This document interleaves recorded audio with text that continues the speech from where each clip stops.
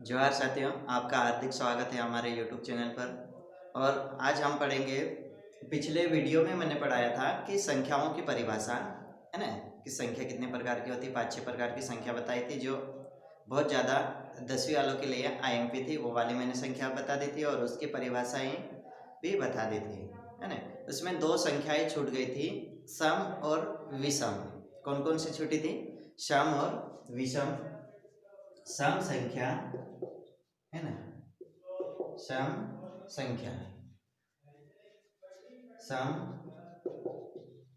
संख्या, सम संख्या क्या आती है पहले तो वो समझना जरूरी है। सम संख्या वे संख्याएं जो 2 से विभाज्य होती है उसे सम संख्या कहते हैं। यानी ऐसी संख्या जिसमें 2 का भाग चला जाता है उसे क्या बोलेंगे हम? सम संख्या। उदाहरण के तौर पर देखें तो एग्जाम्पल 2, 4, 6, 8 डॉट डॉट डॉट कहाँ तक जाएगा? अनंत तक, है ना।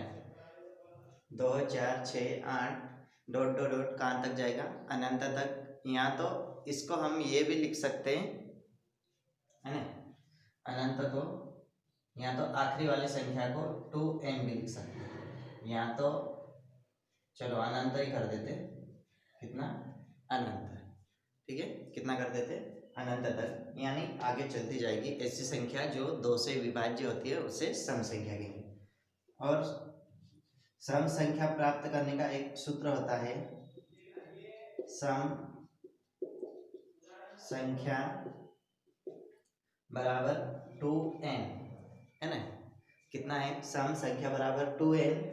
यानी n की जगह हम प्राकृत संख्या रख सकते हैं। प्राकृत संख्या n की जगह, अगर इस सूत्र में n की जगह हम प्राकृत संख्या रखेंगे तो हमेशा हमको कौन सी संख्या प्राप्त होगी? सम संख्या प्राप्त होगी। प्राकृत संख्या मैंने पिछले वीडियो में बताया था कि प्राकृत संख्या होती क्या है, या तो किस प्रकार की होती है। प्राकृत संख्या वे संख्याएं जो प्रकृति द्वारा बनाई गई उसको क्या बोलते हैं? प्राकृत संख्या। प्राकृत संख्या कहाँ से शुरू होती है? एक से लेकर शुरू होती है। कहाँ से शुरू होती है? एक से लेकर, तो उसे क्या बोलते हैं हम? प्राकृत संख्या। तो अगर इस n बराबर हम 1 रखेंगे तो 2 गुणित 1 करेंगे तो 2 एकम 2, यानी ये क्या आ रही है? एक सम संख्या आ रही। इस n की जगह हम 3 भी रखते हैं, 2 गुणित 3 यानी कितना हो जाएगा? 2 तेरी 6, यानी तब भी हमको कौन सी संख्या प्राप्त हो रही? सम संख्या। अगर इसके जगह हम 2 गुणित 11 रखते हैं, है ना, n बराबर कितना रखते हैं? 11, तो 11 दूना 22, है ना, 11 दूना 22। यानी कहने का तात्पर्य ये है कि कोई भी प्राकृत संख्या अगर इसमें इस फार्मूले में उठा के रखोगे तो हमेशा हमको सम संख्या प्राप्त होगी। उसके बाद जो भी क्रमांक डाला था वो डाल लेना, मैं यहाँ पर पहला डाल देता हूँ। और आगे विषम संख्या, विषम संख्या, विषम संख्या इसकी परिभाषा क्या हो जाएगी? वे संख्या या ऐसी संख्या जो 2 से विभाज्य नहीं होती है उसे विषम संख्या कहते हैं। क्या बोलेंगे? वे संख्या या ऐसी संख्या जो 2 से विभाज्य नहीं होती है उसे विषम संख्या कहते हैं, ठीक है। अगर 2 से विभाज्य नहीं होती है तो उसको क्या बोलेंगे हम? विषम संख्या। यानी उदाहरण के तौर पर देखते हैं तो कितना हो जाएगा? 1, 3, 5, 7, 9, 11, 13, 15, 17 आदि आगे यहाँ तो चलता जाएगा। इसको क्या बोलेंगे हम? विषम संख्या। क्या है? एक में 2 का तो भाग जाएगा नहीं, दशमलव की बात नहीं कर रहे हैं ना, ऐसे तो भाग बहुत सारे चले जाएंगे, दशमलव के भाग नहीं, पूर्ण संख्या प्राप्त होना चाहिए, यानी पूरा के पूरा मानना चाहिए। यहाँ पर 1 है, यहाँ पर 3 है, यहाँ पर 5 में भी 2 का भाग नहीं जाएगा, यहाँ पर 7 है, 7 में भी 2 का भाग नहीं जाएगा, 9 में भी, 11 में भी, 13 में, 15 और 17 में भी 2 का भाग नहीं जाएगा। जिसमें 2 का भाग नहीं जाता उस संख्या को क्या बोलते हैं हम? विषम संख्या। और विषम संख्या ज्ञात करने का एक फार्मूला होता है 2n - 1, क्या होता है 2n-1। 2n-1 में यहाँ पर n क्या है, जहां n बराबर एक प्राकृत संख्या यानी n बराबर क्या है हमारे पास, एक प्राकृत संख्या है। n बराबर क्या है हमारे पास, प्राकृत संख्या। यानी n के जगह प्राकृत संख्या, यानी पहले वीडियो में मैं बता चुका हूं कि प्राकृत संख्या होती क्या है, जैसे एक से लेकर अनंत तक की सभी संख्या को प्राकृत संख्या, यानी एक रखोगे, दो रखोगे, तीन रखोगे, 5 रखोगे, 10 रखोगे, 11 रखोगे, कुछ भी रखोगे तो हमेशा कौन सी संख्या प्राप्त होगी, विषम संख्या। हम रख के भी देख लेते हैं। n बराबर पहले तो एक लेते हैं, है ना, तो n बराबर एक रखने पर तो ये कितना हो जाएगा 2n-1 है, तो 2 गुणित 1 माइनस 1 करेंगे तो 2 एकम 2, 2 में से 1 गया यानी बचेगा कितना 1, ठीक है, बचेगा कितना 1, यानी यहाँ पर हमको क्या प्राप्त हो रही, विषम संख्या 1 प्राप्त हो रही। और आगे देखते तो n बराबर हम 5 रखते, 2 गुणित 5 माइनस 1, है ना, 2 गुणित 5 माइनस 1, 2 पंजे 10, 10 में से 1 गया तो 9, तो 9 भी क्या है, एक विषम संख्या है। 9 भी क्या है, विषम संख्या है।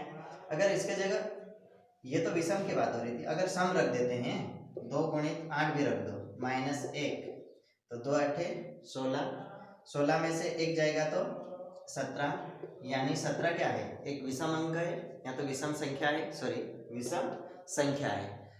यानी अगर 2n-1 में कोई भी प्राकृत संख्या रखेंगे तो हमेशा हमको विषम संख्या प्राप्त होगी, ठीक है। इसमें मैंने कल पिछले वीडियो में मैंने ये बताया था कि कुछ स्टार लगा के नोट लिखवाए थे, उसी में आगे जोड़ लेना।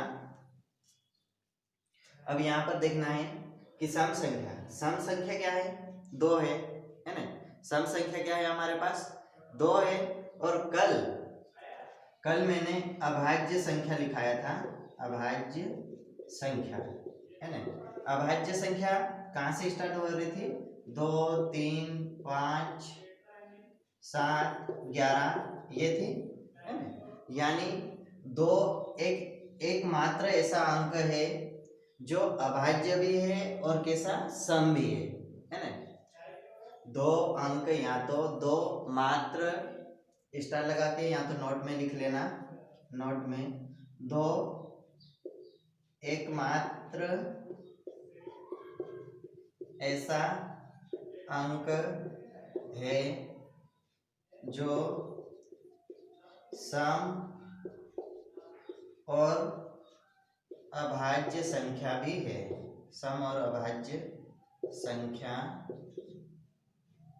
सम और अभाज्य संख्या भी है ना। या तो ये भी बोला जाएगा कि 2 कैसी संख्या है, या तो ऑप्शन में ये भी होगा सम और अभाज्य भी रहेगा, सम और विषम भी रहेगा, अभाज्य और भाज्य भी रहेगा, ठीक है, कुछ भी पूछा जाए तो 2 एकमात्र ऐसा अंक है जो सम और अभाज्य भी है, ठीक है। उसके बाद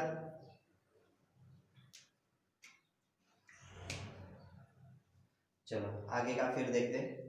अब पढ़ते हैं हम प्रश्न वाले 1.2 का पहला प्रश्न, जिसमें क्या बोला गया कि निम्नलिखित संख्याओं का गुणनफल ज्ञात कीजिए। गुणनफल ज्ञात करना है तो क्या लिखना है,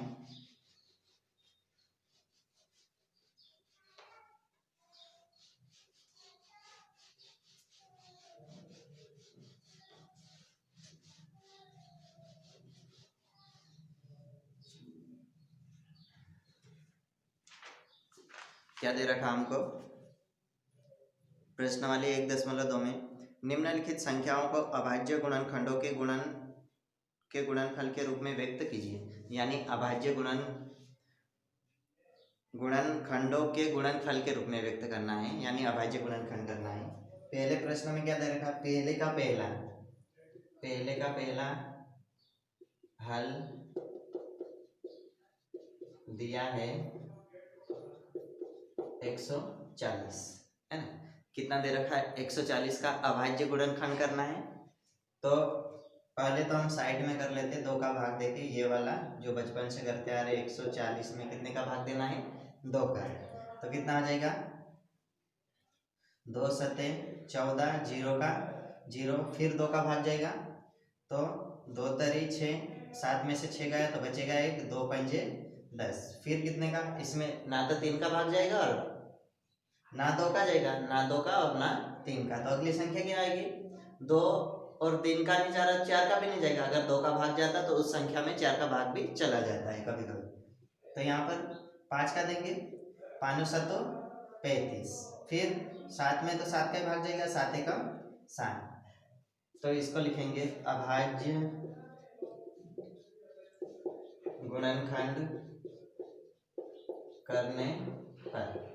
तो 140 बराबर अभाज्य गुणनखंड करेंगे तो कितना आ रहा है, 2 गुणित 2 गुणित 5 गुणित 7, तो इसको लिखेंगे 2 गुणित 2 गुणित 5 गुणित 7।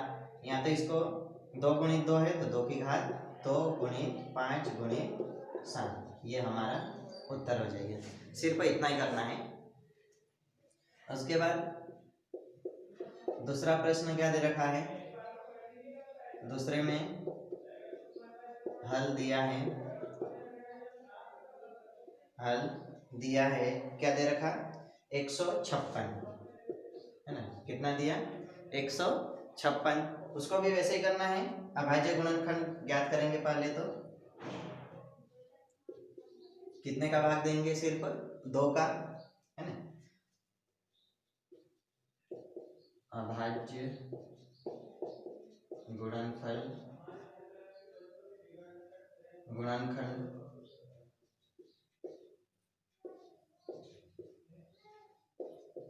करने पर, अभाज्य गुणनखंड करने पर तो कितना आ जाएगा, पहले तो 2 का भाग देना है। इसमें क्या करते हैं, सबसे पहले छोटे से छोटे अंक यानी 2 का भाग देना है। अभाज्य गुणनखंड कर रहे हैं यानी अभाज्य संख्याओं का गुणनफल निकालना है। अभाज्य संख्या यानी इसमें किसी संख्या दूसरी संख्या का भाग नहीं जाना चाहिए। 2 यानी 2 का भाग पहले देंगे, 2 सते 14, 15 में से 14 जाएगा तो बचेगा 1, तो ये 16 हो गया, 2 अट्ठे 16, फिर 2 का भाग देंगे, 2 तरी 6, 7 में से 6 गया तो बचेगा 1, यानी यहाँ पर कितना हो गया, 18, 2 9 18, फिर एकाएक अंक विषम आ गया यानी 2 का भाग तो जाएगा नहीं। अब इसमें कितने का जाएगा, 3 का, 3 एकम 3, 3 तरी 9, और आगे क्या है, 13 एकम 13, यानी क्या हो रहा, 2 गुणित 2 गुणित 3 गुणित 13, तो 156 बराबर 2 गुणित 2 गुणित 3 गुणित 13। अब 2 गुणित 2 है तो 2 गुणित 2 को हम क्या लिख सकते हैं, 2 की घात 2 गुणित 3 गुणित 13, ये क्या हो गया, अभाज्य गुणनखंड। अब इस प्रकार से बाकी सवाल आपको करना है। प्रश्न क्रमांक तीसरे में क्या दे रखा, 3825 है, और चौथे में 5005 है, और पांचवें में 7429। अब इसको करके देखना है और बाकी का हम कल पढ़ेंगे। कल पढ़ेंगे वो बहुत ज़्यादा इम्पोर्टेंट है, एमपी बोर्ड के अनुसार महत्वपूर्ण प्रश्न है। इसमें क्या क्या देखना है हमको कि HCF और एलसीएम ज्ञात करना है। HCF और एलसीएम यानी कल तो बहुत मज़ा आने वाला है, अब ये नोट कर लेना। और तीसरा, चौथा, पांचवा प्रश्न आप करिए, उसके बाद अगला हम कल पढ़ेंगे। और चैनल पर नए हों तो वीडियो को लाइक, कमेंट और सब्सक्राइब करना ना भूलें, और शेयर करना भी।